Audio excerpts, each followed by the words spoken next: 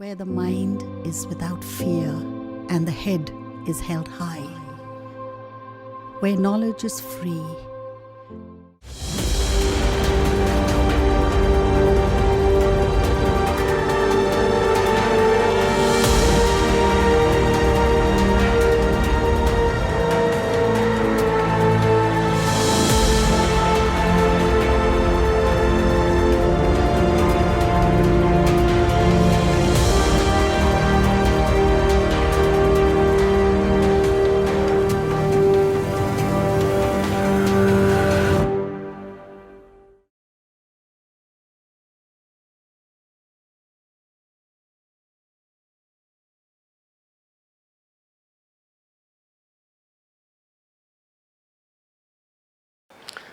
প্রিয় ছাত্রছাত্রী, আবার আমরা একাদশ রসায়নের ক্লাসে ফিরে এলাম।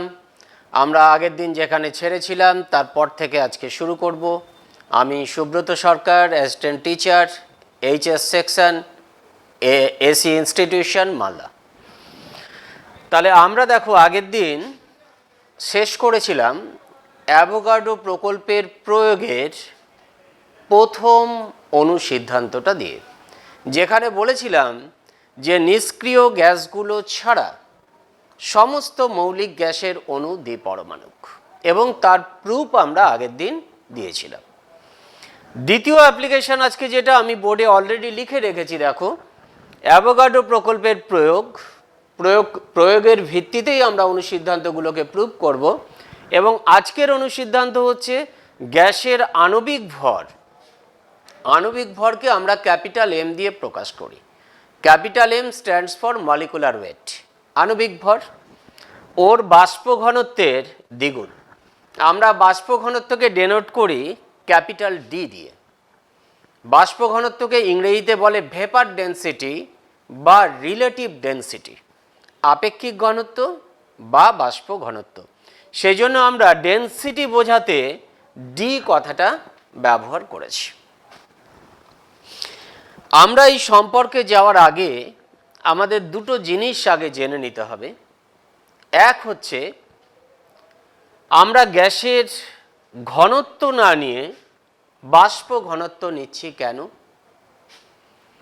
দ্বিতীয়ত বাষ্প ঘনত্ব বলতে আমরা কি বুঝি সেটা আমরা জানব। তার সাথে সাথে জানব গ্যাসের পরম ঘনত্ব এবং প্রমাণ ঘনত্ব বলতে কি বোঝো। এই জায়গাগুলো আগে আমরা একটু ক্লিয়ার করে নিই। তাহলে প্রথমত হচ্ছে আমরা ঘনত্ব না নিয়ে গ্যাসের ক্ষেত্রে বাষ্প ঘনত্বটা নেই কেন। গ্যাসের ঘনত্বের মানটা খুব কম, সেই জন্য আমরা গ্যাসের ঘনত্বটা কল্পনা বলবো না, গ্যাসের ঘনত্বটাকে আমরা সরাসরি রাসায়নিক গণনার ক্ষেত্রে ব্যবহার করি না। এই ক্ষুদ্র মান নিয়ে হিসাব করতে আমাদের অসুবিধে হয়। কারণ তুমি বলবে গ্যাসের ঘনত্ব কম হয় কেন? তুমি তো একটা গ্যাসের আয়তনকে সীমাহীনভাবে বাড়াতে পারো। তাহলে গ্যাসের আয়তন তুমি যত বাড়াবে তার ঘনত্ব তো তত কমবে। আমি উষ্ণতা এবং চাপ স্থির রেখে আমি তো গ্যাসের আয়তন পরিবর্তন করতে পারবো না। এবার আমি যদি চাপটাকে পরিবর্তন করে দিয়ে গ্যাসের আয়তনটাকে এনলার্জ করি, তাহলে তো তার ঘনত্বটা অনেক কমে যাবে। সেক্ষেত্রে ঘনত্বের মান গ্যাসের ক্ষেত্রে এতটাই কমে যায় যে সেই কম মান নিয়ে বা নগণ্য মান নিয়ে আমাদের গণনা করাটা অসুবিধা হয়ে যায়। সেই জন্য পারমাণবিক গুরুত্ব, আণবিক গুরুত্বের মতো আমরা বাষ্প ঘনত্বের মানটাও একটা তুলনামূলক রাশি দিয়ে প্রকাশ করেছি একই রকমভাবে। ওখানে যেমন পারমাণবিক গুরুত্বের ক্ষেত্রে যেমন বলেছি, কোনো মৌলের একটা পরমাণু একটা হাইড্রোজেন পরমাণুর তুলনায় যত গুণ ভারী। আণবিক গুরুত্বের ক্ষেত্রে বলেছি কোনো পদার্থের একটা অণু একটা হাইড্রোজেন পরমাণুর তুলনায় যত গুণ ভারী, হাইড্রোজেন পরমাণুর ভরের তুলনায় অবশ্যই। আর এখানে কি বলছি, এখানে বাষ্প ঘনত্ব যখন নিচ্ছি তখন আমরা বলছি যে কোনো পদার্থের বা কোনো গ্যাসীয় পদার্থের ভর সম আয়তন হাইড্রোজেনের ভরের তুলনায় যত গুণ ভারী সেই সংখ্যাটা হচ্ছে তার বাষ্প ঘনত্ব, অবশ্যই একই উষ্ণতা ও চাপে। তাহলে আমরা এক এক করে ডেফিনেশনে যাব। আমরা শুধু বললাম যে আমরা কেন বাষ্প ঘনত্বটা নিয়েছি গ্যাসের, আমরা কেন ঘনত্ব নিইনি। কারণ ঘনত্বের মানটা, গ্যাসের ঘনত্বের ক্ষেত্রে ঘনত্বের মানটা অনেক কম আসে, যার জন্য আমাদের গণনার ক্ষেত্রে একটা অসুবিধা হয়। সেই জন্য আমরা বাষ্প ঘনত্বটা ব্যবহার করে থাকি গ্যাসের ক্ষেত্রে। এবার আমরা জানব যে পরম ঘনত্ব।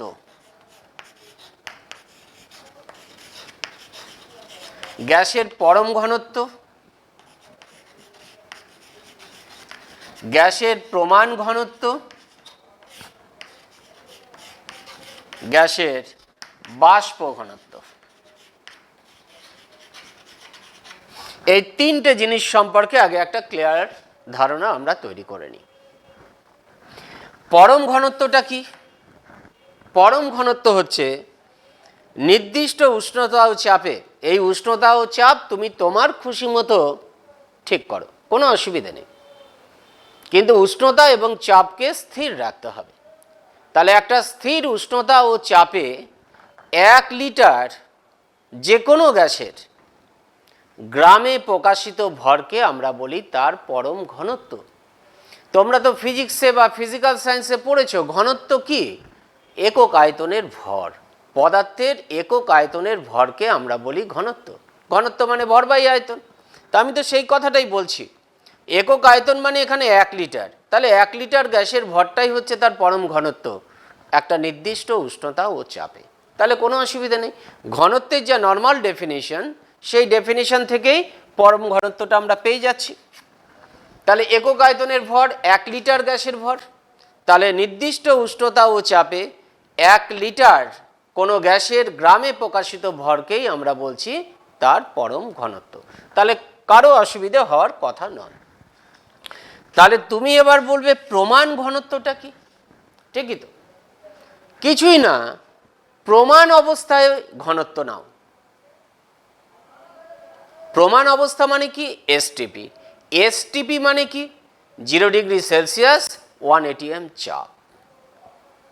তাহলে এসটিপিতে 1 লিটার পরিমাণ কোনো গ্যাসের গ্রামে প্রকাশিত ভরকে আমরা বলবো তার প্রমাণ ঘনত্ব।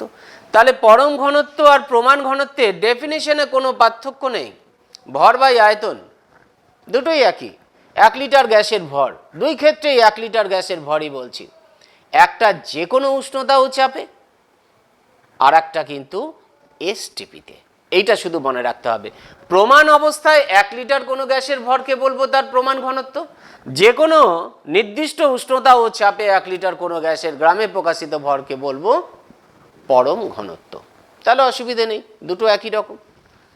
এবার আসছে আমাদের টার্গেট বিষয়টা, গ্যাসের বাষ্প ঘনত্ব। তাহলে কি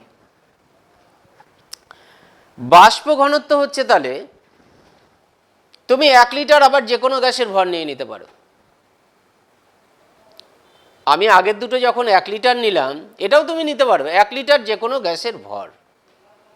1 লিটার হাইড্রোজেনের ভরের তুলনায় যত গুণ ভারী হবে একটা নির্দিষ্ট উষ্ণতা ও চাপে, সেই তুলনামূলক সংখ্যাটাই হবে তার বাষ্প ঘনত্ব। তুমি যদি বলো আমি 1 লিটার নিব না, আমি ভি লিটার নিব, নাও ভি লিটার। ভি লিটার মানে তুমি ভি লিটারকে তুমি 2 litre, 5 litre, 10 litre, 15 litre, 20 litre, what ever it may be, যে কোনো কিছু তুমি নিতে পারো। তুমি 50 লিটার নিলে বা নাও, কোনো অসুবিধা নেই। 50 লিটার গ্যাসটা নাও, 50 লিটার তাহলে হাইড্রোজেনও নিতে হবে, একই উষ্ণতা ও চাপে। তুমি গ্যাসটার আয়তন যত নেবে হাইড্রোজেনের আয়তনও তত নিতে হবে। এবার দুটোরই ভর মেপে নাও, গ্যাসের ভর কত, সম আয়তন হাইড্রোজেনের ভর কত। এবার দেখো গ্যাসটা ওই সম আয়তন হাইড্রোজেনের তুলনায় কত গুণ ভারী। যত গুণ ভারী হবে সেই সংখ্যাটাই হচ্ছে তার বাষ্প ঘনত্ব। তাহলে আমরা বলবো নির্দিষ্ট উষ্ণতা ও চাপে যে কোনো গ্যাসের ভর সম আয়তন হাইড্রোজেন অপেক্ষা যত গুণ ভারী সেই সংখ্যাটাই হচ্ছে তার বাষ্প ঘনত্ব, সেই তুলনামূলক সংখ্যাটাই হচ্ছে তার বাষ্প ঘনত্ব। এবার অনেকে বলে স্যার কত লিটার নেব? তুমি যত খুশি নাও, যেটা খুশি তুমি নাও। তুমি 1 litre 2 litre 5 litre 10 litre 15 litre 20 litre 25 litre 100 litre 1000 litre কোনো প্রবলেম নেই। যত লিটার গ্যাসটা নেবে তত লিটার হাইড্রোজেন নাও।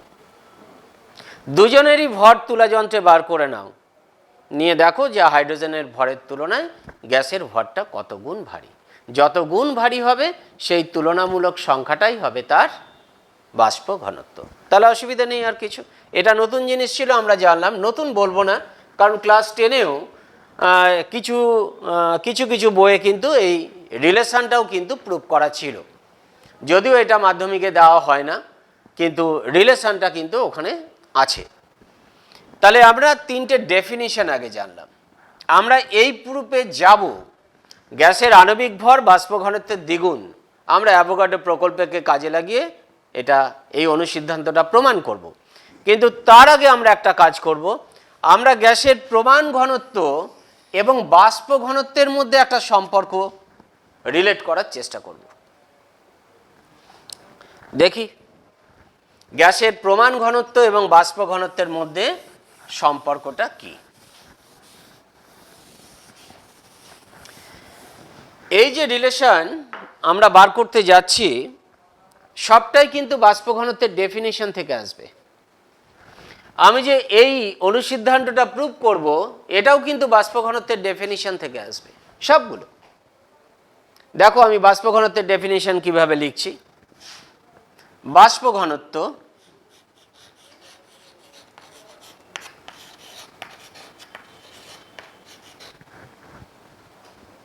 ব্র্যাকেটে ক্যাপিটাল ডি লিখে দিলাম ইজ ইকুয়াল টু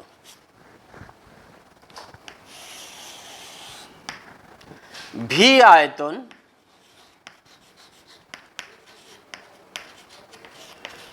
কোন গ্যাসের ওজন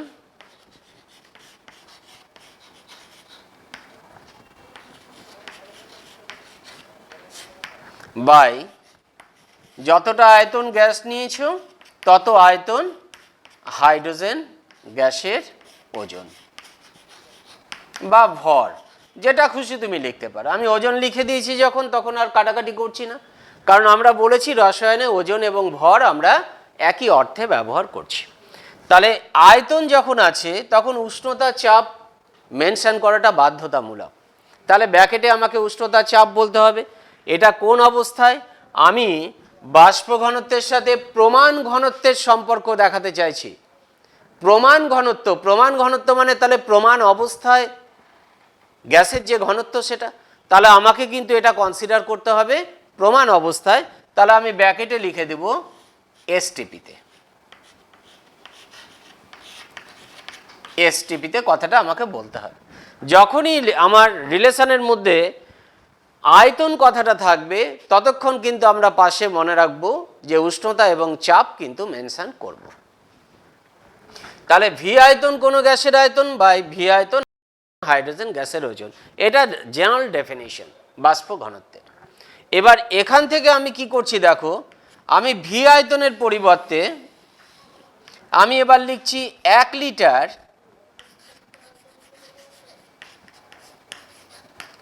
কোনো গ্যাসের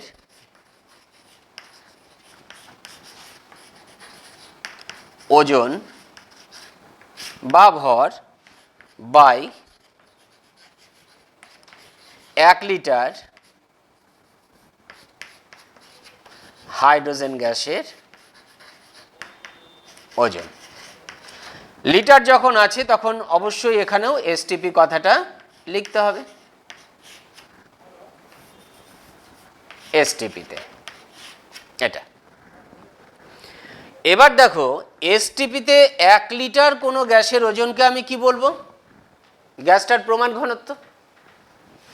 তাহলে আমি এখানে লিখতে পারি 1 লিটার কোনো গ্যাসের ওজন প্রমাণ অবস্থায় সেটা হচ্ছে গ্যাসের প্রমাণ ঘনত্ব,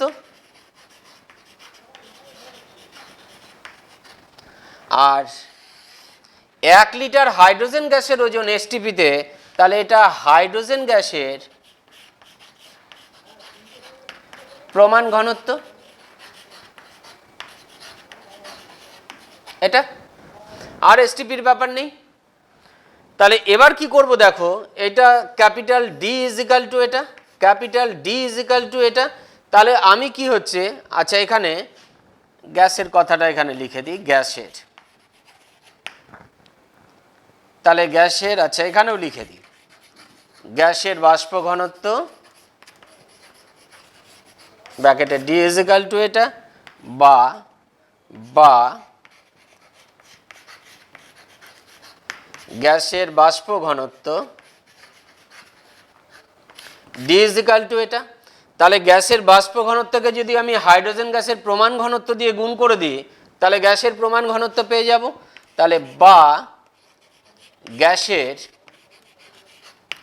বাষ্প ঘনত্ব ডি ইন্টু হাইড্রোজেন গ্যাসের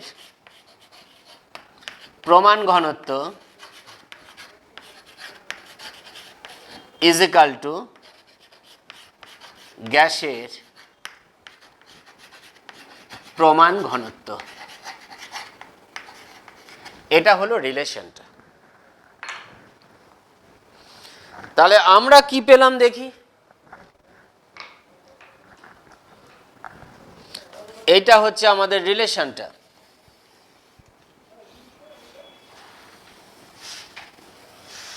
এটা হলো রিলেশনটা। তার মানে একটা গ্যাসের বাষ্প ঘনত্বকে আমরা যদি হাইড্রোজেনের প্রমাণ ঘনত্ব দিয়ে গুণ করে দিই, তাহলে ওই গ্যাসটার প্রমাণ ঘনত্ব পেয়ে যাব। তার মানে আলটিমেটলি যেটা দাঁড়ালো, যে কোনো গ্যাসের প্রমাণ ঘনত্ব ইজ ইকাল টু গ্যাসটার বাষ্প ঘনত্ব ইন্টু হাইড্রোজেনের প্রমাণ ঘনত্ব। যে কোনো গ্যাসের বাষ্প ঘনত্বকে যদি হাইড্রোজেনের প্রমাণ ঘনত্ব দিয়ে গুণ করে দিই, তাহলে ওই গ্যাসটার প্রমাণ ঘনত্ব বেরিয়ে যাবে। তাহলে এই সম্পর্কটা তোমাকে মনে রাখতে হবে। এটা এমসিকিউ এর একটা প্রশ্ন হতে পারে, এই রিলেশনটা। তা অঙ্কের ক্ষেত্রে এটা কাজে লাগতে পারে। অঙ্কের ক্ষেত্রে হয়তো এরকম কোনো তথ্য থাকলো, এবার তোমাকে হয়তো গ্যাসটার প্রমাণ ঘনত্ব বার করতে বলেছে, তাহলে তখন প্রমাণ ঘনত্ব বার করতে গেলে গ্যাসটার বাষ্প ঘনত্ব তোমাকে বার করতে হবে, করে হাইড্রোজেনের প্রমাণ ঘনত্ব দিয়ে যদি গুণ করে দাও, তাহলে গ্যাসটার প্রমাণ ঘনত্ব পেয়ে যাবে। হ্যাঁ, এই তাহলে হয়ে গেল আমাদের রিলেশনটা। তার মানে গ্যাসের বাষ্প ঘনত্বের সাথে গ্যাসের প্রমাণ ঘনত্বের সম্পর্ক আমরা বার করলাম। গ্যাসের প্রমাণ ঘনত্ব ইজ ইকাল টু গ্যাসের বাষ্প ঘনত্ব ইন্টু হাইড্রোজেনের প্রমাণ ঘনত্ব। মিটিয়ে দিলাম এটা। আচ্ছা, এটা এই লাইনটা লাগবে আমার, থাক ওটা।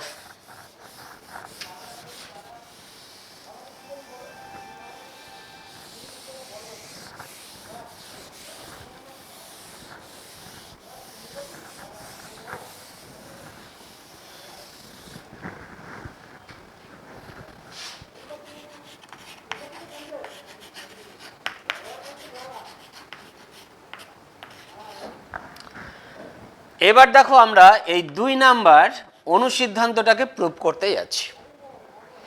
গ্যাসের আণবিক ভর ওর বাষ্প ঘনত্বের দ্বিগুণ, m is equal to 2d, এটা আমরা প্রুভ করব। তো বেশিরভাগ ছেলেমেয়েরা কিন্তু তোমরা যেটা করো, অনেকে মুখস্থ করে নাও।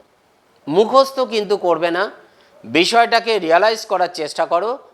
আমাদের মতো তোমরাও যে কোনো সময় নিজে থেকে লিখতে পারবে। তাহলে আমরা এই সম্পর্কটাই যখন যাচ্ছি আণবিক ভর আর বাষ্প ঘনত্বের মধ্যে, শুরুটা কিন্তু আবার বাষ্প ঘনত্বের ডেফিনিশন দিয়ে করব।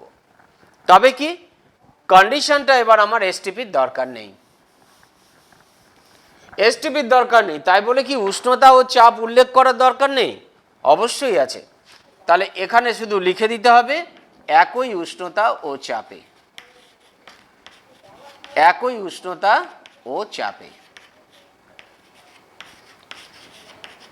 তার মানে এসটিপিটা one of the particular condition, ওটাও একই উষ্ণতা চাপের মধ্যে পড়ে।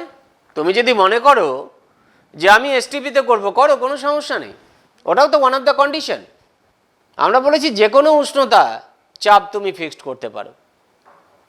একই উষ্ণতা ও চাপ বলছি কেন, এখানে দুটো গ্যাসের আয়তন তোমাকে নিতে হচ্ছে। তোমার টার্গেট গ্যাসের আয়তন আছে, হাইড্রোজেন গ্যাসের আয়তন আছে। কাজে আয়তনটা যখন মেজার করবে, এই দুটো আয়তনই একই উষ্ণতা ও চাপে মেজার করতে হবে। এবার উষ্ণতা চাপ তুমি তোমার মতো করে সেটেল করো, নো প্রবলেম। সেটা এসটিপি হতে পারে, সেটা এনটিপি হতে পারে, কোনো প্রবলেম নেই, যেটা খুশি তুমি ইউজ করো। তাহলে গ্যাসের বাষ্প ঘনত্বের এটা ডেফিনিশন। এই ডেফিনেশনটা লেখার পর এবার আমি কি করছি দেখো, এটা অ্যাভোগাড্রো প্রকল্পের প্রয়োগের মধ্যে পড়ছে। তাহলে এই প্রকল্পটাকে এখানে প্রয়োগ করতে হবে। প্রকল্পটা কিভাবে প্রয়োগ করব? প্রকল্পটা কি বলেছিল? বলেছে একই উষ্ণতা ও চাপে সম আয়তন সকল গ্যাসে সমান সংখ্যক অণু থাকবে। খেয়াল করো, আয়তন যদি একই হয় গ্যাসের, যে কোনো গ্যাসের আয়তন যদি একই হয়, তার মধ্যে অণুর সংখ্যা একই থাকবে। তুমি 10 সিসি হাইড্রোজেন নাও, তুমি 10 সিসি অক্সিজেন নাও, তুমি 10 সিসি ক্লোরিন নাও, তুমি 10 সিসি অ্যামোনিয়া নাও, তুমি 10 সিসি কার্বন ডাইঅক্সাইড নাও, প্রত্যেকের মধ্যে একই সংখ্যক অণু আছে। আয়তন একই, অণুর সংখ্যা একই, তবে অবশ্যই আয়তনটা একই উষ্ণতা ও চাপে সেটা কিন্তু নিতে হবে। এটা খেয়াল রাখতে হবে যে একই উষ্ণতা ও চাপে সমস্ত গ্যাসের আয়তন কিন্তু তোমাকে নিতে হবে। তাই যদি হয় তাহলে আমি অ্যাভোগাড্রো প্রকল্পটা এখানে প্রয়োগ করছি। অ্যাভোগাড্রো প্রকল্পটা আমরা একটা কালার চক দিয়ে লিখছি। ধরি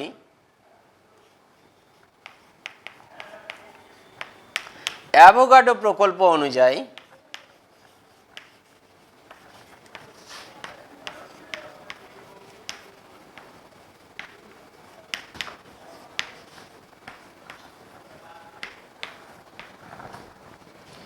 ভি আয়তন সকল গ্যাসে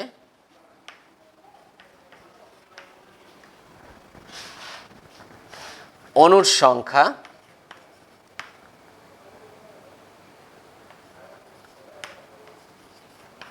সমান এন, ব্র্যাকেটে একই উষ্ণতা ও চাপে। কারণ এখানে আয়তন কথাটা আছে, একই, এখানে লেখার মধ্যে ঢুকিয়ে দিলেই ভালো হতো যে একই উষ্ণতা ও চাপে ভি আয়তন সকল গ্যাসে অণুর সংখ্যা সমান এন। এখানে লিখে দিই যখন লেখা হয়নি, একই উষ্ণতা ও চাপে, এটা এটা আমরা ধরলাম। তাহলে অ্যাভোগাড্রো প্রকল্পটা এখানে প্রয়োগ করে দিলাম। প্রকল্পটা কিভাবে প্রয়োগ করলাম, যে কোনো গ্যাসের আমি যদি ভি আয়তন নিই তাহলে তার মধ্যে অণুর সংখ্যা সবার একই থাকবে, এবং সেই সংখ্যাটা আমি ধরে নিলাম এখানে ছোট হাতের এন। তাই যদি হয় তাহলে এবার আমি লিখতে পারি গ্যাসের বাষ্প ঘনত্ব বারবার না লিখে শুধু ডি লিখবো এবার। তাহলে ডি ইজ ইকাল টু আমি কি লিখতে পারি, ডি ইজ ইকাল টু আমি লিখতে পারি দেখো ভি আয়তন গ্যাসে তাহলে আমার কতগুলো অণু থাকবে, এন সংখ্যক অণু থাকবে। তাহলে আমি এখানে লিখবো এন সংখ্যক গ্যাসের অণুর ওজন বা ভর বাই এন সংখ্যক হাইড্রোজেন অণুর ওজন। অ্যাভোগাড্রো প্রকল্পটাকে তাহলে প্রয়োগ করলাম এখানে। অ্যাভোগাড্রো প্রকল্প আয়তন একই আছে, অণুর সংখ্যা একই থাকবে। তাহলে এবার কিন্তু আর পাশে উষ্ণতা চাপ মেনশন করতে হবে না, কারণ আয়তন ব্যাপারটা নেই, অণুর সংখ্যায় চলে এসেছি। আয়তন থেকে আমরা অণুর সংখ্যায় ঢুকে গেছি অ্যাভোগাড্রো প্রকল্পটাকে প্রয়োগ করে। তাহলে এবার আমি এখানে লিখতে পারি দেখো, এইটার মানে এন ইন্টু গ্যাসের একটি অণুর ওজন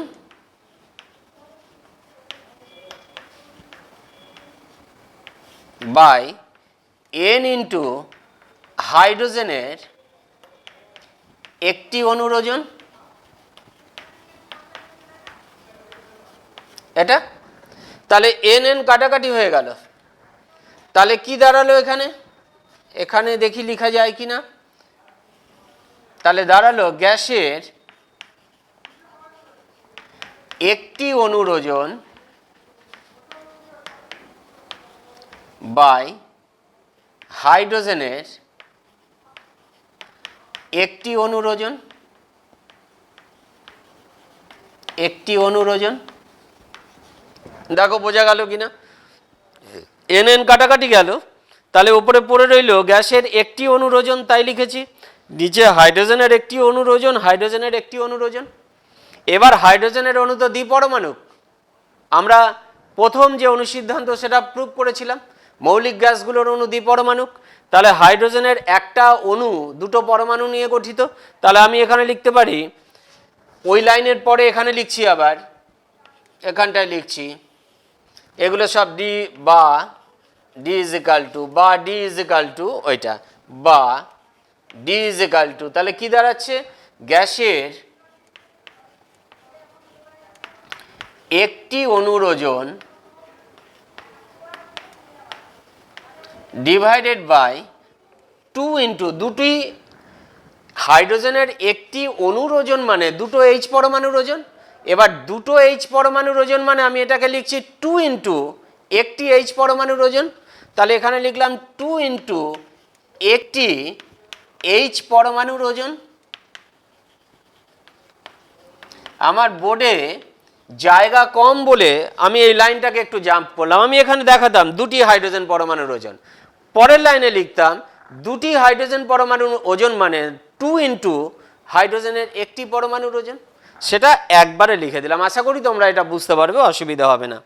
তাহলে এবার এই দুইটাকে বাইরে বার করে নিচ্ছি, তাহলে ইজিক্যাল টু, দুই বাইরে বেরোনো মানে নিচে আছে, তাহলে হাফ ইন্টু ওপরে থাকলো তাহলে গ্যাসের একটি অণুর ওজন বাই হাইড্রোজেনের একটি পরমাণুর ওজন, পরমাণুর ওজন এটা। এবার গ্যাসের একটা অণুর ওজন, এই অংশটা দেখো,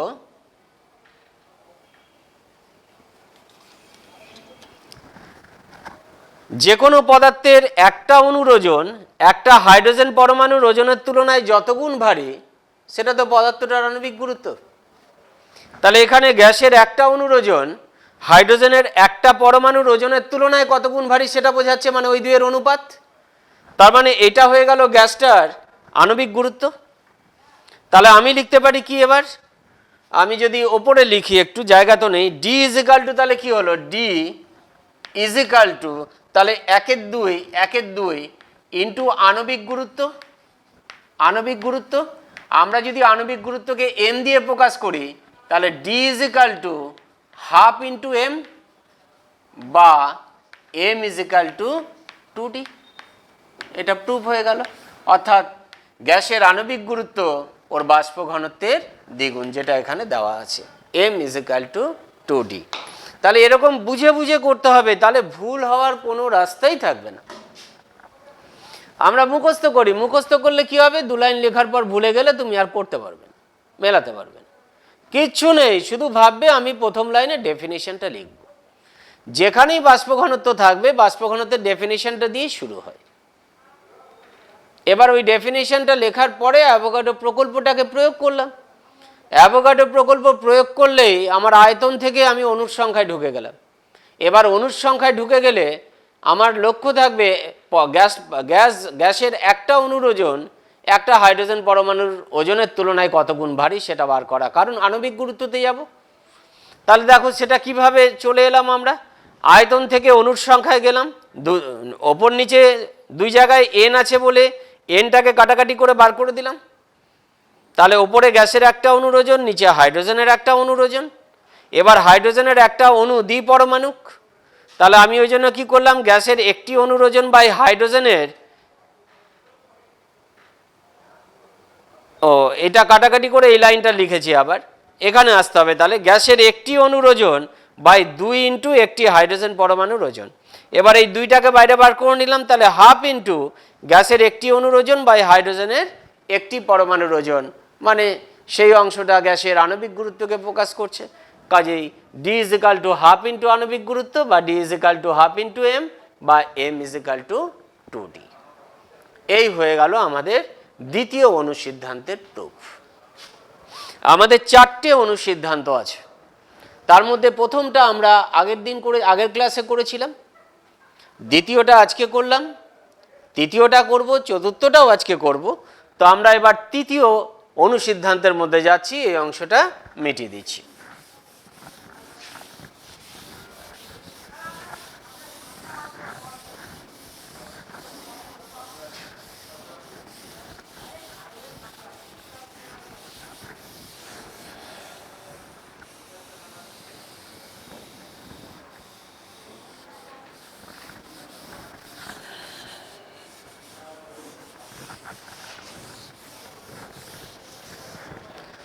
তাহলে 3 নম্বর প্রয়োগটা দেখো।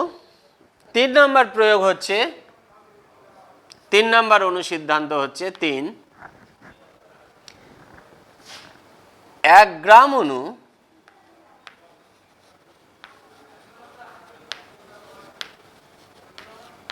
পরিমাণ যে কোনো গ্যাসের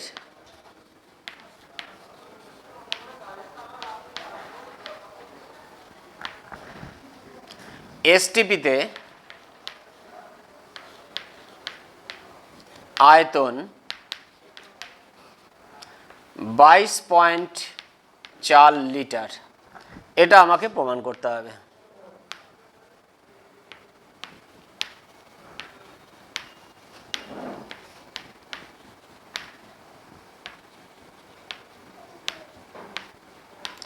এটা প্রমাণ করতে হবে, ভেরি ভেরি ইম্পর্টেন্ট। তবে এখন কি হায়ার সেকেন্ডারিতে বা 11-এ এখন এই প্রশ্নগুলো খুব কম দিচ্ছে, যেহেতু এগুলো মাধ্যমিকেই এক্সটেন্ডেড প্রবলেম হিসাবে দিয়ে দেওয়া হচ্ছে। ন্যাচারালি 11-এ কিন্তু এগুলো কম দিচ্ছে তুলনামূলকভাবে। তো যাই হোক, আমরা কীভাবে প্রুভ করব সেটা দেখে নিই। এটাও যে আমরা প্রুভ করব যে 1 গ্রাম অণু পরিমাণ যে কোনো গ্যাসের এসটিপিতে আয়তন 22.4 লিটার, এটাও কিন্তু বাষ্প ঘনত্বের ডেফিনেশন থেকে আসবে। আমরা প্রথম লাইনটা মিটিয়ে দিলাম ডেফিনেশনের, ওটা রাখলেই দেখছি এখন ভালো হতো। তো আমরা আরেকবার লিখে নিচ্ছি। গ্যাসের বাষ্প ঘনত্ব ব্র্যাকেটে D is equal to V আয়তন কোনো গ্যাসের, এবার ভর লিখে দিলাম, বাই ভি আয়তন হাইড্রোজেন গ্যাসের ভর। ব্র্যাকেটে কি লিখব? ব্র্যাকেটে লিখব, যেহেতু এসটিপি বলাই আছে তাহলে আমাদের এসটিপিতেই নিতে হবে। এসটিপিতে এটা খেয়াল রাখবে যে আমার লেখার মধ্যে যদি আয়তন থাকে তাহলে অবশ্যই কিন্তু উষ্ণতা ও চাপটাকে মেনশন করতে হবে, এটা খেয়াল করতে হবে।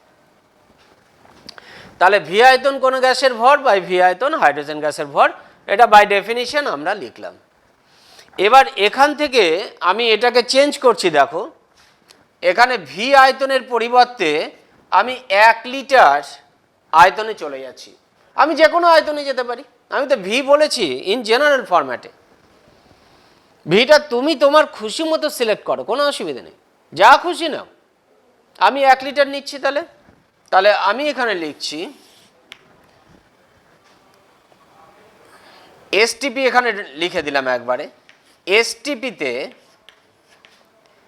1 লিটার কোনো গ্যাসের ভর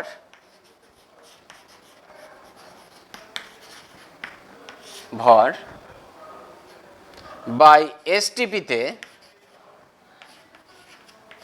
1 লিটার হাইড্রোজেন গ্যাসের ভর। ঠিক আছে, তাহলে আর বাইরে এসটিপি লিখলাম না, এসটিপিটা এখানে ঢুকিয়ে দিয়েছি। আয়তন যেহেতু আছে লিটার কথাটা ব্যবহার করেছি। তাহলে এখান থেকে এবার কি লিখবো, এখানে বা ডি ইজ ইকাল টু লিখে দিই, বা ডি ইজ ইকাল টু, বা ডি ইজ ইকাল টু। এবার দেখো এসটিপিতে 1 লিটার হাইড্রোজেন গ্যাসের ভর আমরা জানি কত, অর্থাৎ হাইড্রোজেনের এটা কিন্তু প্রমাণ ঘনত্বকে বোঝাচ্ছে। এটা হাইড্রোজেনের প্রমাণ ঘনত্বকে বোঝাচ্ছে। এসটিপিতে 1 লিটার হাইড্রোজেন গ্যাসের ভরটা আমাদের জানা, কত তোমাকে বলছি আমি। তাহলে এখানে লিখব এসটিপিতে 1 লিটার কোনো গ্যাসের ভর বাই এসটিপিতে 1 লিটার হাইড্রোজেন গ্যাসের ভর হচ্ছে 0.089 এত গ্রাম। তাহলে 1 লিটার হাইড্রোজেন গ্যাসের ভর হচ্ছে এটা। এখন তুমি বলতে পারো স্যার এই ফিগারটা যদি আমি ভুলে যাই যে 0.089 আমি ভুলে গেছি পরীক্ষা হলে, আমি কি করব? তাহলে তো এই প্রুফটা আর করতে পারবো না। ঠিকই, ওটা ছাড়া তুমি প্রুফ করতে পারবে না। তাহলে এটা মনে রাখবো কি করে? দেখো, এসটিপিতে আমরা জানি যে 1 গ্রাম অনুপরিমাণ যে কোনো গ্যাসের আয়তন 22.4 লিটার, তুমি জানো। এটা এখানে যদিও প্রুফ করব, আমরা এটা ক্লাস 10 থেকে পেয়েছি, কিন্তু সেই প্রুফটাই এখানে করছি। যদিও 1 গ্রাম অণু যে কোনো গ্যাসের আয়তন 22.4 লিটার, এখানে তো বলেছে 1 গ্রাম অণু পরিমাণ যে কোনো গ্যাসের এসটিপিতে আয়তন 22.4 লিটার। তাহলে হাইড্রোজেনের 1 গ্রাম অণু মানে, হাইড্রোজেনের একটা অণু মানে H2, তাহলে 1 গ্রাম অণু হাইড্রোজেন মানে কত? 2 গ্রাম। 2 গ্রামের এসটিপিতে আয়তন কত? 22.4 লিটার। তাহলে তুমি এখানে ব্যাক ক্যালকুলেট করে বার করে নিতে পারো, যদি ভুলে যাও যে 22.4 লিটার হাইড্রোজেন গ্যাসের ভর 2 গ্রাম। তাহলে 1 লিটার হাইড্রোজেন গ্যাসের প্রমাণ অবস্থায় ভর কত? 2/22.4 এত গ্রাম। এই মানটা দেখবে ওটাই বেরিয়ে আসছে 0.089। তুমি ক্যালকুলেট করে দেখবে, তাই বেরিয়ে আসবে। তাই তুমি ব্যাক ক্যালকুলেট করে বার করে নেবে যদি এটা মুখস্থ না থাকে। আর মনে রাখতে পারলে ভালো যে হাইড্রোজেনের প্রমাণ ঘনত্ব 0.089 গ্রাম পার লিটার, এটা খেয়াল রাখতে হবে তোমাকে। তাহলে এটা হয়ে গেল। এবার আমি যদি বজ্র গুণন করি তাহলে আমি লিখতে পারি অতএব এসটিপিতে 1 লিটার কোনো গ্যাসের ভর সমান ডি ইন্টু 0.089 এত গ্রাম। এটা বজ্র গুণন করলেই হয়ে যাচ্ছে। এসটিপিতে 1 লিটার কোনো গ্যাসের ভর, এটা ইন্টু এটা, তাই লিখলাম। আমাকে কি বলেছে? আমাকে বলেছে 1 গ্রাম অনুপরিমাণ যে কোনো গ্যাসের আয়তন বার করতে হবে। তাহলে আয়তনটাকে আমাকে ডান দিকে রাখতে হবে। এখানে দেখো আয়তন বাঁদিকে আছে, ভরটা আছে ডান দিকে। তাহলে এটাকে আমি ঘুরিয়ে লিখব। ঘুরিয়ে লিখলেই আমার প্রুফ হয়ে যাবে। 1 গ্রাম অণু মানে আণবিক গুরুত্ব পরিমাণ। আমি আণবিক গুরুত্বকে এম দিয়ে প্রকাশ করব। এখানে লিখে দিচ্ছি গ্যাসটির আণবিক গুরুত্ব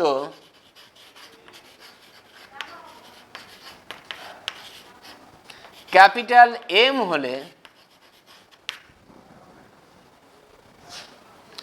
1 গ্রাম অণু গ্যাস সমান এম গ্রাম। তার মানে তোমার লক্ষ্য হচ্ছে গ্যাসটার আণবিক গুরুত্ব যদি এম হয় তাহলে 1 গ্রাম অণু গ্যাস মানে এম গ্রাম। তাহলে এম গ্রামের এসটিপিতে আয়তন বার করতে হবে এবং সেটা দেখাতে হবে 22.4 লিটার। তাহলেই বোঝা যাবে যে হ্যাঁ 1 গ্রাম অণু যে কোনো গ্যাসের আয়তন 22.4 লিটার। তাহলে আমি ওপর থেকে একটু মিটাই, আমাদের ডেফিনিশনটা আর দরকার নেই, এটা আর এই লাইনটা মিটিয়ে দিই, এই দুটো লাইন, তাহলে আমাদের হয়ে যাবে।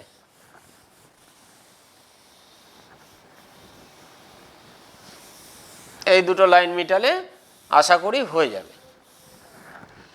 তাহলে আমি কি এবার লিখছি দেখো, ওই লাইনটাকে এই লাইনটাকে আমি উল্টিয়ে লিখছি। তাহলে ডি ইন্টু 0.089 গ্রাম গ্যাসটির এসটিপিতে আয়তন সমান কত? আয়তন আছে 1 লিটার। তাহলে আয়তন সমান 1 লিটার। ভালো কথা। তাহলে 1 গ্রাম অণু, গ্যাসটির 1 গ্রাম অণু মানে কত? M gram. তাহলে আমি লিখব অতএব এম গ্রাম গ্যাসটির এসটিপিতে আয়তন কত? তাহলে 1 into M by D into 0.089 এত লিটার। এবার আমরা তো একটু আগেই প্রমাণ করেছি, এই লাইনটা মিটিয়ে দিলাম, আমরা একটু আগেই প্রমাণ করেছি M is equal to 2D, তাহলে আমি এম এর জায়গায় এখানে 2D লিখি, তাহলে is equal to 1 into 2 into D by D into 0.089 এত লিটার, ডিডি কেটে গেল, তাহলে এইটা দেখবে 2 বাই 0.089, এটা মানে 22.4, তুমি করে দেখে নেবে, আমরা 1 ডেসিমালে নিয়েছি, তাহলে এটা ইজ ইকাল টু 22.4 লিটার।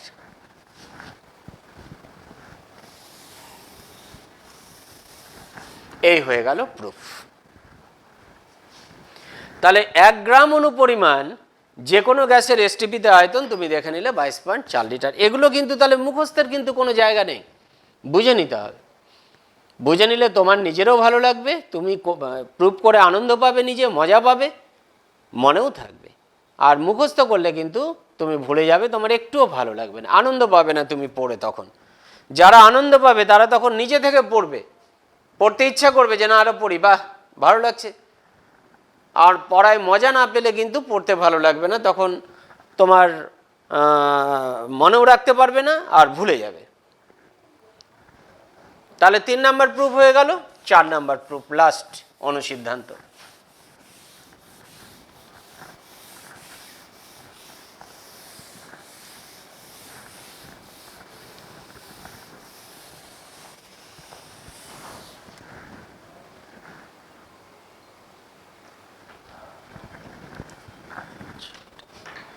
চার নাম্বার,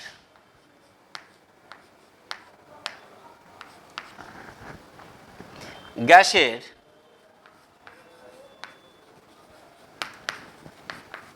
উপাদানগুলির আয়তন সংযুতির সাহায্যে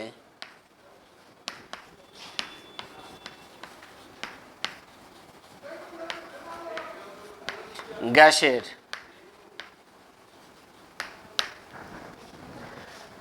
আণবিক সংকেত নির্ণয়।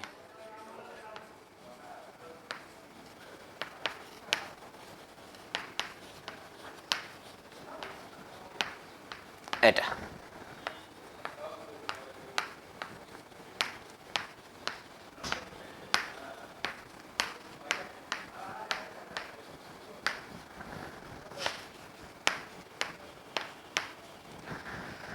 তার মানে কি? তাহলে আমি একটা গ্যাসীয় যৌগের সংকেত বার করব। এমন গ্যাসীয় যৌগ নিব, প্রথমে দুরকম হতে পারে গ্যাসীয় যৌগটা, আমি বলছি সেটা পরে, যে এমন গ্যাসীয় যৌগ নিব যার উপাদানগুলো সব গ্যাসীয়। এরকম দেখি 2-4টা গ্যাসীয় যৌগ কি কি হতে পারে, দেখি কি কি হতে পারে। এক হতে পারে অ্যামোনিয়া। অ্যামোনিয়া নিজে গ্যাস, যার উপাদানগুলো দেখো নাইট্রোজেন একটা গ্যাস, হাইড্রোজেনও একটা গ্যাস, এটা হতে পারে।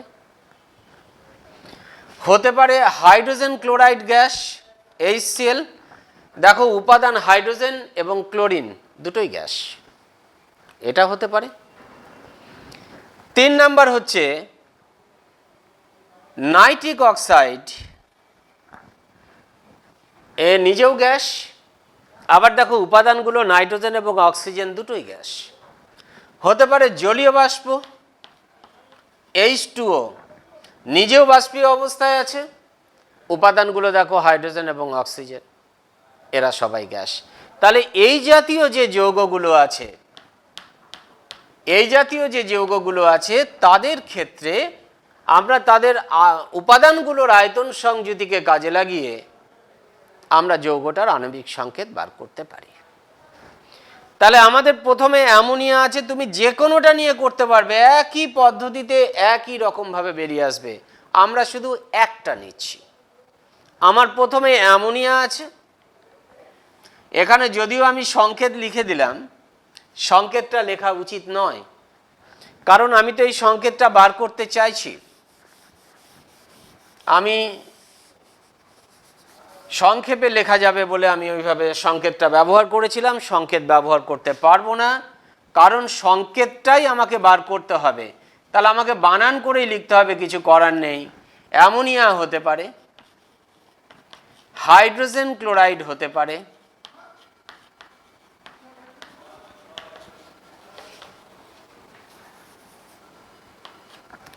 নাইট্রিক অক্সাইড হতে পারে,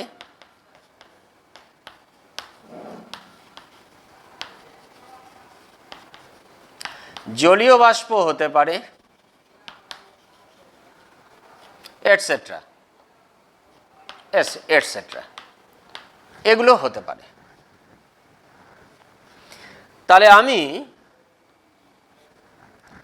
অ্যামোনিয়ার সংকেত বার করতে চাইছি।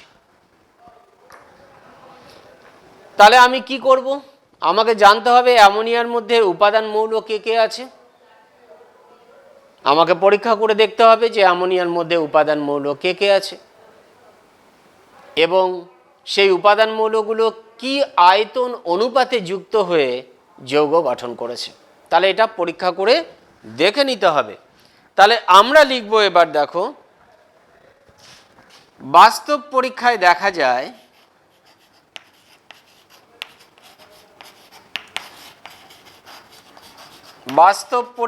দেখা যায় অ্যামোনিয়ায়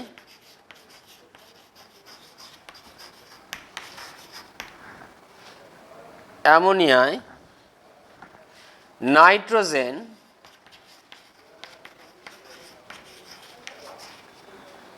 এবং হাইড্রোজেন এই দুটি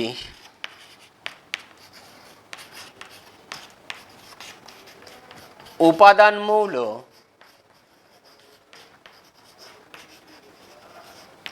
বর্তমান এবং একই উষ্ণতা ও চাপে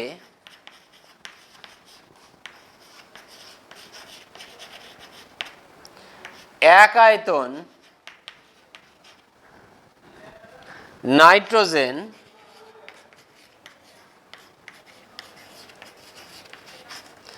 তিন আয়তন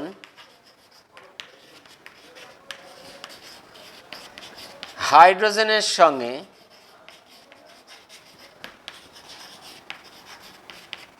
যুক্ত হয়ে দুই আয়তন অ্যামোনিয়া উৎপন্ন করে। এটা এই কথাটা তোমাকে আগে লিখে নিতে হবে যে বাস্তব পরীক্ষায় দেখা যায় অ্যামোনিয়ায় নাইট্রোজেন এবং হাইড্রোজেন এই দুটি উপাদান মৌল বর্তমান এবং একই উষ্ণতা ও চাপে এক আয়তন নাইট্রোজেন তিন আয়তন হাইড্রোজেনের সঙ্গে যুক্ত হয়ে দুই আয়তন অ্যামোনিয়া উৎপন্ন করে। এটা তুমি জানো, এই বিক্রিয়াটা তোমাদের ওয়েল নান। কেন না তুমি জানো N2 + 3H2 = 2NH3। আমি এই বিক্রিয়াটাকে সামনে রেখে আমি এটা বললাম, এটা লিখলাম না, এটা তো লেখা যাবে না, কারণ অ্যামোনিয়ার তাহলে তো সংকেত হয়ে গেল, তাহলে তার প্রুফ করার দরকার নেই, তাহলে তো NH3 তুমি ওখানে বলেই দিলে। এটা বলা যাবে না, এটা আমার মনে থাকবে, আমি মনের ভেতরে রেখে আমি এই কথাটাকে বা এই ইকুয়েশনটাকে কল্পনায় রেখে আমি এটা ভাষায় লিখছি। তাহলে এই কথাটা আগে আমাকে লিখে নিতে হবে। তাহলে এবার আমি কি বলবো, দেখো, যেটা ভাষায় বলেছি এবার আমি সেটা সমীকরণে প্রকাশ করব। সমীকরণটা কিন্তু এরকম চিহ্ন সংকেত দিয়ে নয়, সমীকরণটাকেও ভাষায় লিখব। কিভাবে ভাষায় লিখব? আমি একটা অন্য কালার ব্যবহার করি, ব্লু কালারটা ব্যবহার করি। তাহলে ব্লু কালার দিয়ে লিখি, তাহলে এক আয়তন নাইট্রোজেন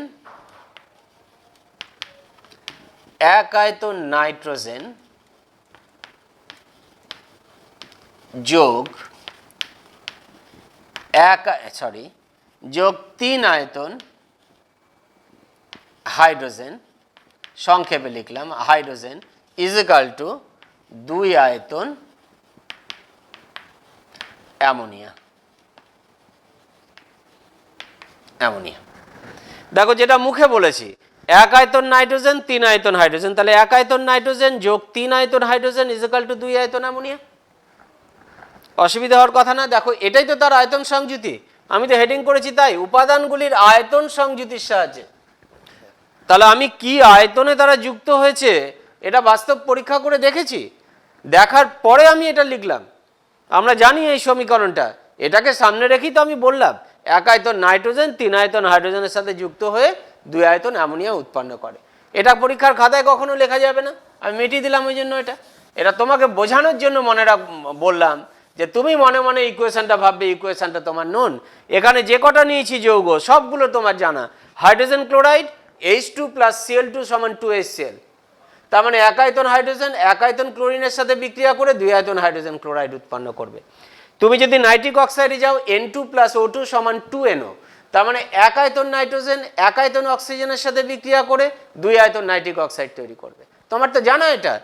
জলের ক্ষেত্রে তুমি তো জানো 2H2 + O2 = 2H2, তাহলে 2 আয়তন হাইড্রোজেন এক আয়তন অক্সিজেনের সাথে বিক্রিয়া করে 2 আয়তন স্টিম তৈরি করবে। তাহলে এগুলো জানা, আমি না জানার ভান করে লিখছি। তাহলে সমীকরণটা তোমাকে মনের খাতায় লিখে রাখতে হবে, ওখান থেকে দেখে তুমি শুধু ভাষায় প্রকাশ করো। সমীকরণটা দিলাম, ভাষায় সমীকরণ দিলাম। এবার আমি অ্যাভোগাড্রো প্রকল্পটাকে প্রয়োগ করব, কারণ এ তো অ্যাভোগাড্রো প্রকল্পের প্রয়োগ। তাহলে প্রকল্প কি বলছে, আয়তন থেকে আমি অণুর সংখ্যায় যাব এবার। তাহলে আমি কি করছি, তাহলে আমি এখানে লিখি, ধরি অ্যাভোগাড্রো প্রকল্প অনুযায়ী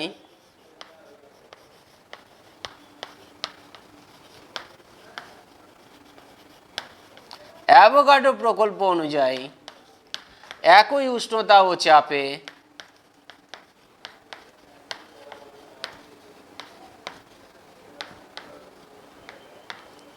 একক আয়তন সকল গ্যাসে অণুর সংখ্যা সমান n। এটা আমি ধরে নিলাম যে অ্যাভোগাড্রো প্রকল্প অনুযায়ী একই উষ্ণতা ও চাপে, চাপ আর উষ্ণতা স্থির থাকলে একক আয়তন সকল গ্যাসে অণুর সংখ্যা একই হবে। যে কোনো আয়তন, একই আয়তন নিলেই হলো। 10 সিসি 15 সিসি 20 সিসি যে কোনো গ্যাস নিয়ে নাও, আয়তন যদি এক থাকে তার মধ্যে অণুর সংখ্যা একই থাকতেই হবে। এবার কটা অণু আছে আমি তো জানি না, আমি সেটাকে n ধরে নিলাম। তাহলে এবার আমার এক আয়তন নাইট্রোজেনের মধ্যে এক আয়তন নাইট্রোজেন মানে একক আয়তন নাইট্রোজেন, তাহলে একক আয়তন নাইট্রোজেনের অণুর সংখ্যা কত হবে n। 3 আয়তন হাইড্রোজেনের অণুর সংখ্যা কত হবে 3n। 2 আয়তন অ্যামোনিয়া অণুর সংখ্যা কত হবে 2n। তাহলে আমি সেটা লিখবো এবার ওপর থেকে। তাহলে এই লাইনটা মিটিয়ে দিলাম।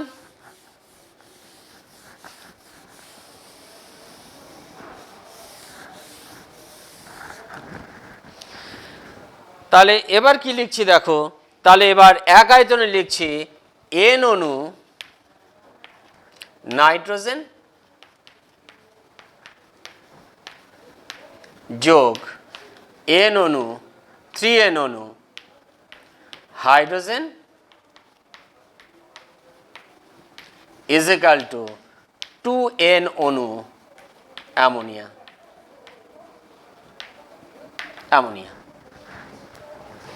এর প্রেক্ষিতে লিখলাম এক আয়তনে অণুর সংখ্যা n, তাহলে n 3 আয়তনে তাহলে হবে 3n, 2 আয়তনে হবে 2n, সেই অনুযায়ী লিখেছি। তাহলে এবার আমি কি করব দেখো, সবটির মধ্যে n আছে, সবটিকে n দিয়ে ভাগ করে দেব। তাহলে n দিয়ে ভাগ করলে এখানে কি পাবো, 1 অণু নাইট্রোজেন, 3 অণু হাইড্রোজেন, 2 অণু অ্যামোনিয়া। অসুবিধা নেই। আমার লক্ষ্য কি, আমার লক্ষ্য হচ্ছে অ্যামোনিয়ার একটা অণু আমাকে পেতে হবে। আমি তো আণবিক সংকেত প্রকাশ করব। একটা অণুকে, পদার্থের একটা অণুকে আমরা যে সংকেত দিয়ে প্রকাশ করছি সেটাই তো আণবিক সংকেত। এবার সে একক অণু হিসাবে থাকবে কিনা সেটা পরের কথা। সে একক অণু বা মনোমার হিসাবে থাকবে কিনা আমি জানি না, সে ডাইমার হিসাবে আছে কিনা আমি জানি না, সে ট্রাইমার হিসাবে থাকবে কিনা আমি জানি না, সে পলিমার হিসাবে থাকবে কিনা আমি জানি না। তাহলে আমাকে প্রথমে একক অণুর হিসাব ধরেই আগে কাজ করতে হবে। তাহলে একক অণু যদি পেতে চাই, একটা যদি অ্যামোনিয়ার অণু পেতে চাই, তাহলে 2 দিয়ে ভাগ করতে হবে, তাহলে 1 অণু পাবো। তাহলে 2 দিয়ে ভাগ করলে সবটিকে করতে হবে। তাহলে এটা হয়ে গেল হাফ অণু নাইট্রোজেন প্লাস 3 2 অণু হাইড্রোজেন ইজ ইকাল টু 1 অণু অ্যামোনিয়া। ঠিক, তাহলে নিচের অংশটা মিটিয়ে দিয়ে এবার, এটা আর কাজে লাগবে না। এবার তাহলে কি দাঁড়ালো দেখো, নাইট্রোজেন অণু, নাইট্রোজেন তো মৌলিক গ্যাস, তার অণু দ্বিপরমাণুক। 1 অণু মানে 2টো নাইট্রোজেন পরমাণু, তাহলে হাফ অণু মানে একটা নাইট্রোজেন পরমাণু। তাহলে এখানে হাফ অণুর বদলে আমি লিখছি একটি নাইট্রোজেন, আচ্ছা এখানে জায়গা হবে না, তাহলে আমি 1 পরমাণু নাইট্রোজেন লিখি, তাহলে এটা জায়গা হবে। 1 পরমাণু নাইট্রোজেন যোগ হাইড্রোজেনের অণু দ্বিপরমাণুক, তাহলে 1 অণু মানে 2টো পরমাণু, 1 অণু মানে 2টো পরমাণু, তাহলে 3 2 অণু মানে কটা পরমাণু, তাহলে 2 × 3 2 পরমাণু, 2 2 কেটে গেল মানে 3টে পরমাণু। তাহলে এখানে লিখব 3 পরমাণু হাইড্রোজেন ইজ ইকাল টু 1 অণু অ্যামোনিয়া। তার মানে আমি দেখছি অ্যামোনিয়ার একটা অণুতে একটা নাইট্রোজেন পরমাণু আছে, 3টে হাইড্রোজেন পরমাণু আছে। তাহলে আমি এখানে বলতে পারি অতএব, এটা লিখলাম না, আমি এই কথাটা ভাষায় লেখা উচিত আমার, যে অ্যামোনিয়ার একটা অণুতে একটা নাইট্রোজেন পরমাণু থাকবে আর 3টা হাইড্রোজেন পরমাণু আছে। তাহলে অ্যামোনিয়ার, আমি একবারে সরাসরি লিখলাম এখানে, অ্যামোনিয়ার সরল সংকেত, আমি আণবিক সংকেত এটা বললাম না, সরল সংকেত হলো NH3। এবার আমাকে আণবিক সংকেত বার করতে হবে। ধরি অ্যামোনিয়ার আণবিক সংকেত সমান NH3 হোল X। এবারে X এর মানটা আমি যদি বার করতে পারি, তাহলে অ্যামোনিয়ার সংকেতটা পেয়ে যাব। আচ্ছা, এবার পরীক্ষা করে আমরা দেখেছি অ্যামোনিয়ার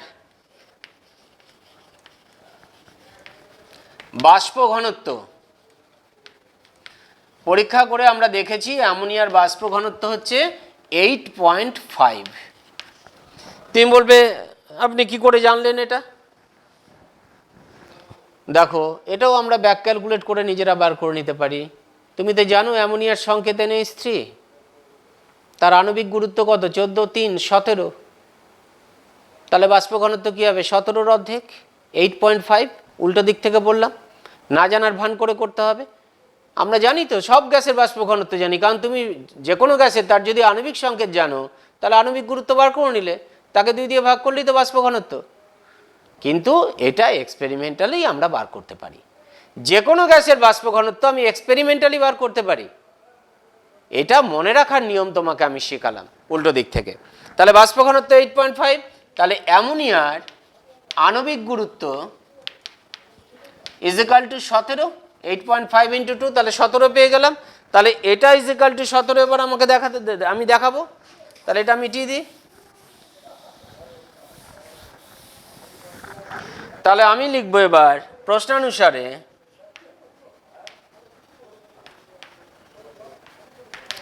NH3 whole X is equal to 17, বা 14 plus 1 × 3 into X is equal to 17, বা 14 প্লাস 3 তার মানে 17X ইজ ইকাল টু 17, বা X ইজ ইকাল টু 1। অতএব অ্যামোনিয়ার সংকেত সমান NH3, X এর মান 1 হয়ে গেল, তাহলে বেরিয়ে এলো NH3। এইভাবে তুমি হাইড্রোজেন ক্লোরাইড বার করতে পারবে, এইভাবে তুমি নাইট্রিক অক্সাইড বার করতে পারবে, এইভাবে তুমি জলীয় বাষ্পের সংকেত বার করতে পারবে, যে কোনো যৌগের তুমি বার করতে পারবে, কোনো অসুবিধা নেই। তাহলে আমরা যে এখানে গ্যাসীয় যৌগগুলো নিয়েছি, প্রত্যেকের দুটো উপাদান, মৌলিক উপাদান দুটোই কিন্তু গ্যাসীয়। একটা কথা মনে রাখবে, যেটাকে আমি হাইলাইটেড করছি, যেটা বহু ছেলেমেয়ে আমরা খাতা দেখি যখন তখন, বা আগে যখন খাতা দেখতাম, এখনও আমরা স্কুলের পরীক্ষা যখন নিই, যখন খাতা দেখি, তখন দেখি কিন্তু এটা বেশ কয়েকজন ছেলে কিন্তু ভুল করবেই, ছেলে মেয়ে। কীরকম? যেমন ধরো nitrous oxide, nitrous oxide, nitrous oxide,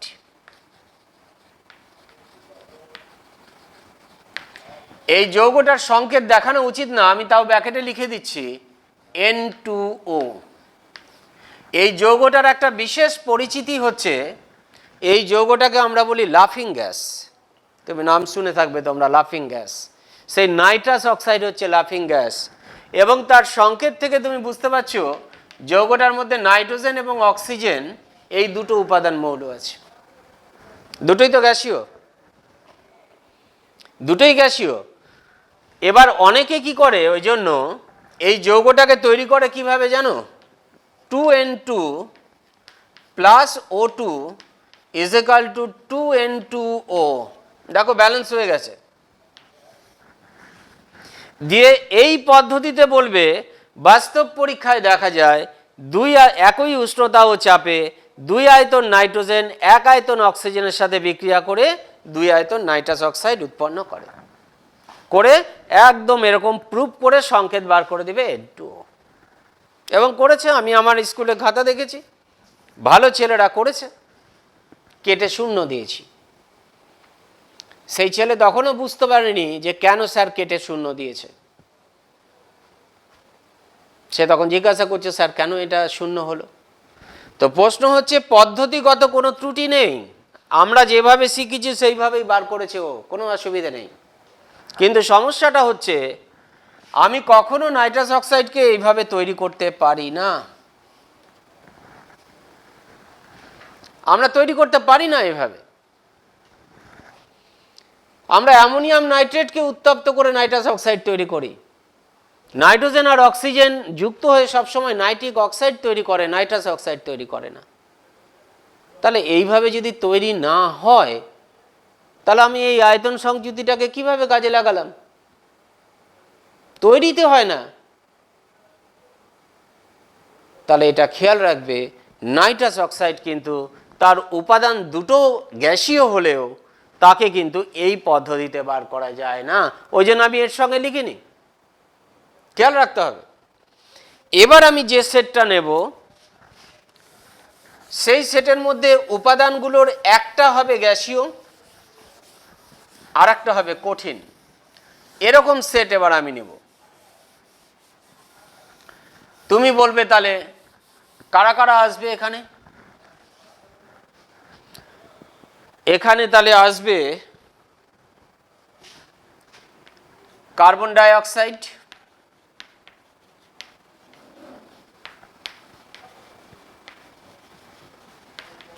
এখানে আসবে sulphur die oxide,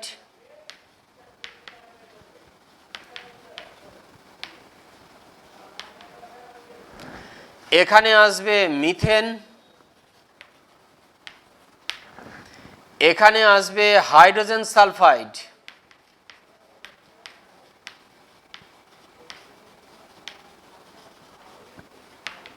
and etcetera. এদের প্রত্যেকের দেখো মৌলিক উপাদান একটা কঠিন একটা গ্যাসীয়। কার্বন ডাই অক্সাইডে কার্বন আর অক্সিজেন আছে, carbon solid oxygen gas. Sulphur ডাই অক্সাইডে সালফার আর অক্সিজেন আছে, সালফার সলিড অক্সিজেন গ্যাস। মিথেনে কার্বন আর হাইড্রোজেন আছে, carbon solid hydrogen gas.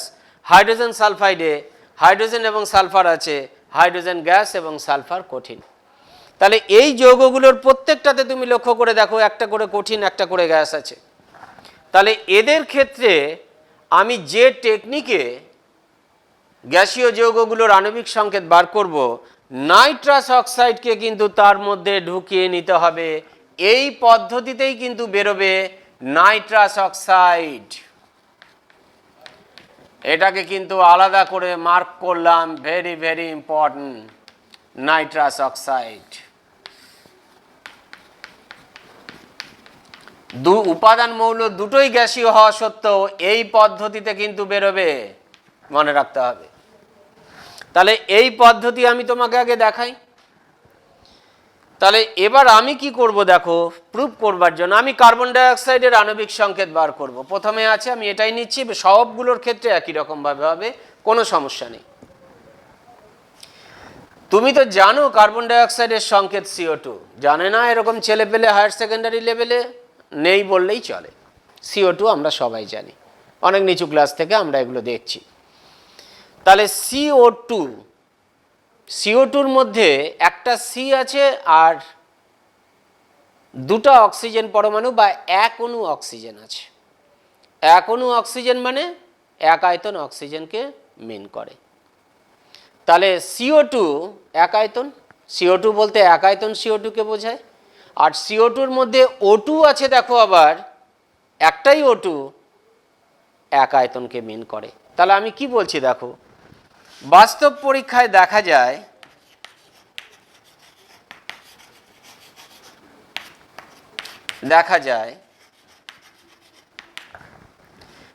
Carbon ডাই অক্সাইডে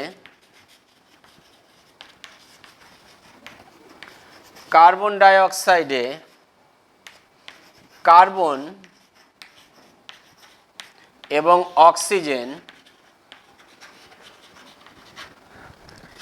এই দুটি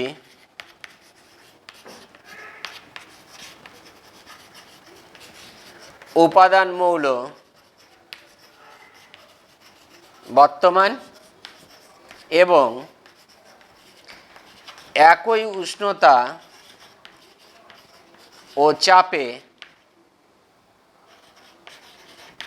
এক আয়তন কার্বন ডাই অক্সাইডে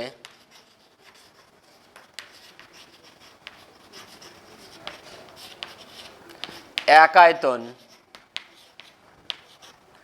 অক্সিজেন আছে। এটা আমরা সবাই জানি, নিজের থেকে তুমি লিখতে পারবে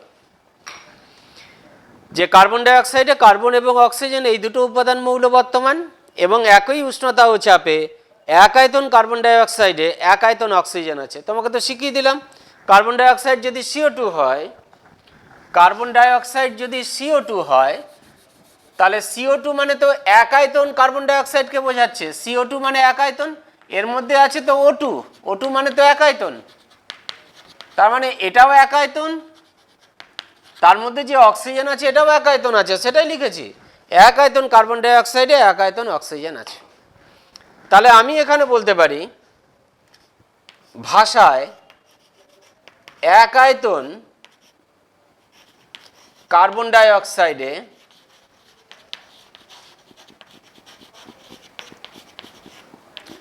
এক আয়তন অক্সিজেন আছে। এটাই আমার তাহলে ফান্ডামেন্টাল লাইন, এই লাইনটাই তাহলে হচ্ছে আমার ফান্ডামেন্টাল। এক আয়তন কার্বন ডাই অক্সাইডে এক আয়তন অক্সিজেন আছে। এবার অ্যাভোগাড্রো প্রকল্প প্রয়োগ করব। ধরি অ্যাভোগাড্রো প্রকল্প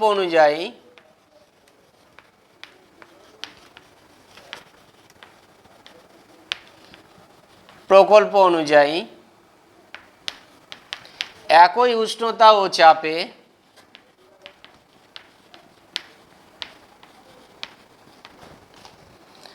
এক আয়তন সকল গ্যাসে অণুর সংখ্যা সমান n। এটা ধরে নিলাম একক আয়তন গ্যাসে অণুর সংখ্যা সব n। তাহলে এক আয়তন কার্বন ডাই অক্সাইডে n অণু কার্বন ডাই অক্সাইড আছে, খেয়াল করো। তাহলে এক আয়তন কার্বন ডাই অক্সাইডে অণুর সংখ্যা তো n ধরেছি, তাহলে আমি এখানে লিখব n অণু কার্বন ডাই অক্সাইডে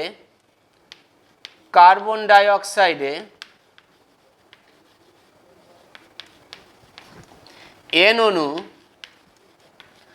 অক্সিজেন আছে।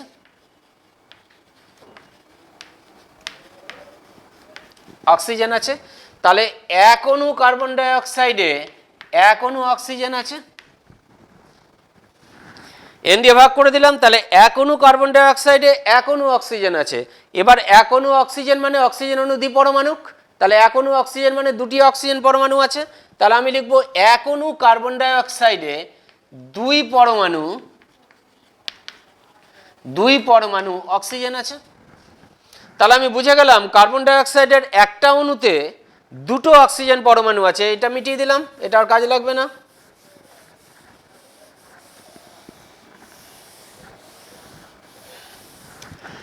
তাহলে এখান থেকে দেখো এক অণু কার্বন ডাই অক্সাইডের দুই পরমাণু অক্সিজেন আছে।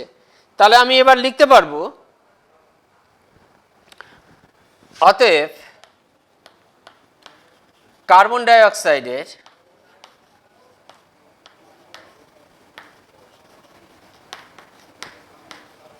আণবিক সংকেত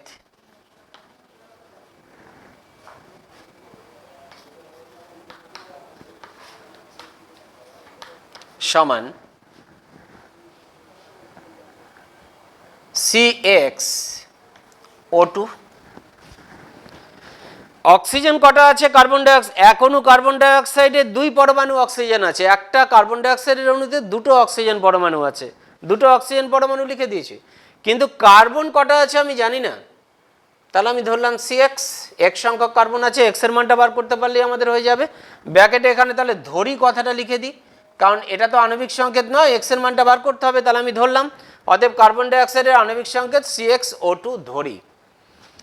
তাহলে কার্বন ডাই অক্সাইডের বাষ্প ঘনত্ব এটা তো আমরা বার করতে পারি, তোমাকে বলেছি ব্যাক ক্যালকুলেশন করে 22, কারণ কার্বন ডাই অক্সাইডের আণবিক গুরুত্ব 44, তাহলে অর্ধেক 22।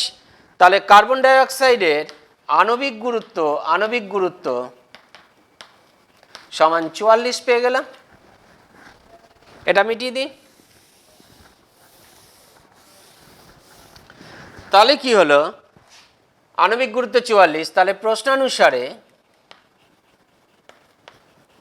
প্রশ্নানুসারে CxO2 = 44 বা 12x + 32 = 44 বা 12x = 44 - 32 বা x = 12/12 = 1। অতএব কার্বন ডাই অক্সাইডের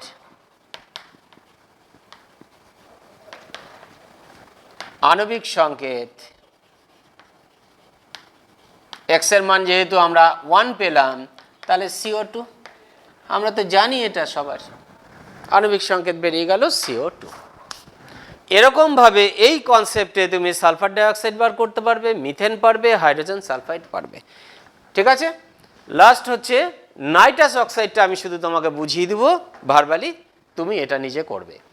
তাহলে এটা কি করে করবে দেখো, তোমাকে শুধু বলে দিই, সংকেত তো আমরা জানি N2O, এটা মিটিয়ে দিয়ে এবার এগুলো আর দরকার নেই, এগুলো দরকার নেই। তুমি শুধু বুঝে নাও এখান থেকে যে N2O এটা হচ্ছে নাইট্রাস অক্সাইডের আণবিক সংকেত, আমরা জানি এটা, এটা আমি বার করতে চাইছি। N2O মানে এক আয়তনকে বোঝায়, এক আয়তন নাইট্রাস অক্সাইড। এর মধ্যে কি আছে, যদি নাইট্রোজেন নাও তাহলে N2 আছে মানে এক আয়তন, যদি O নাও তাহলে O মানে কি হবে, O ইকুইভ্যালেন্ট টু হাফ অণু হাইড্রোজেন, হাফ O2 মানে একটা O। তাহলে তুমি যদি নাইট্রোজেনের রেসপেক্টে করো তাহলে বলবে এক আয়তন নাইট্রাস অক্সাইডে এক আয়তন নাইট্রোজেন আছে, তাহলে বাকি একই রকম। তুমি যদি অক্সিজেন নাও তাহলে বলবে এক আয়তন নাইট্রাস অক্সাইডে হাফ আয়তন অক্সিজেন আছে। এই ধরাটাই হচ্ছে আসল। তো এটা যেহেতু ভগ্নাংশ আসছে ধরবে না, এটা এর রেসপেক্টে করবে। তাহলে তোমার মূল কথাটা হচ্ছে এক আয়তন নাইট্রাস অক্সাইডে এক আয়তন নাইট্রোজেন আছে, ব্যাস। এইটা যদি তুমি কনসিডার করো, তাহলে তোমার সংকেত এই পদ্ধতিতে বেরিয়ে আসবে, কোনো অসুবিধা নেই। তুমি বাড়িতে চেষ্টা করবে, যদি অসুবিধা হয় তোমাদের নিজ নিজ স্কুলে যারা টিচার আছেন তাদের সাহায্য নেবে, তারা নিশ্চয়ই তোমাদের সাহায্য করবেন, কাজে অসুবিধা হওয়ার কোনো কথা হবে না আর কি। তো ঠিক আছে, আজকে আমরা এখানেই শেষ করছি, পরবর্তী ক্লাসে আবার এটাকে কন্টিনিউ করব। আজকের মতো আমরা এখানেই শেষ করছি, ধন্যবাদ।